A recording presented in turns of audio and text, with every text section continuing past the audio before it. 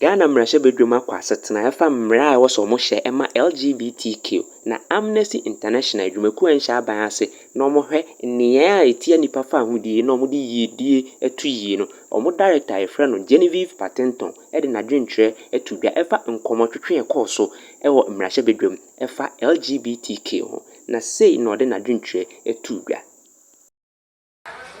Parliament did a hearing on the anti-LGBTI bill, so they adopted the report. The bill hasn't been passed yet, but unfortunately the bill abuses human rights.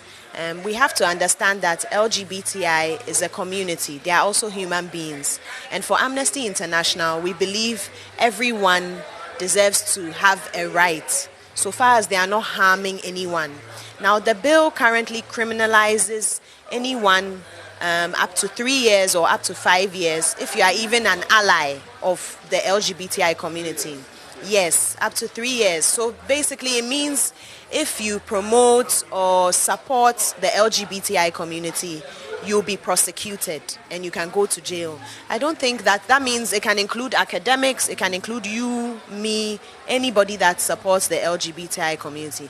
Now we have to understand that we need to be empathetic as a people of Ghana.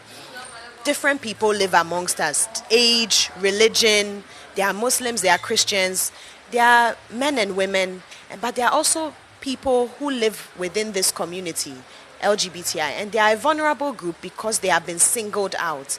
I don't think it's right for anyone to make a law that singles out one particular group and criminalizes what they do.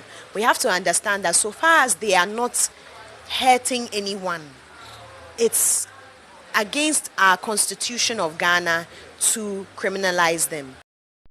Enumu na mmarahyɛ bedwani ɛma nimgo pram Honorable Nate Samuel George yɛtaa no Sam George ɛde n'ano asɛm atu dwa sɛ obi biara ɔnyɛ n'adwene sɛ obedi mmara a mmarahyɛ bedwam ɛbɛhyɛ ato ama LGBTQ no ɔnyɛ n'adwene sɛ obɛfiri ɔman Ghana mu a sei na ɔde tu dwa. We are aware of the attacks and the threats that have been made, but like we serve notice, we're a sovereign nation and we will stand for what is Ghanaian. And we also want to serve notice to those issuing the threats that carrying out those threats will be a high-risk enterprise here in Ghana. Because we will come on the floor of Parliament, use your platforms as media houses because we know you support this bill, and publicize every business that is from that country in this country that operates in Ghana and call on Ghanaians to boycott them. So if any government of any country thinks that they will sanction any of the sponsors of the bill or the Speaker of Parliament after this bill is passed, they should prepare to pack up and leave our country as well. Because we would also instigate public outcry against their business interests in our country. If they work here, they must respect our laws. Because when we visit their countries, we respect their laws. And until we see them carry out those threats against the likes of Saudi Arabia, Qatar, Ukraine, or Russia, Bahrain, Kuwait, the United Arab Emirates, Russia and China, then they should stay off Ghana. We are committed to ensure that under the guidance of Right Honorable Speaker, we would go into the consideration.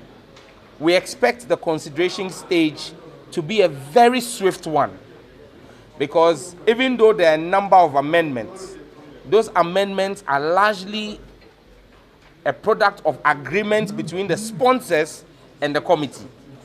And so there would be hardly any cantankerous debates on the subject of those amendments.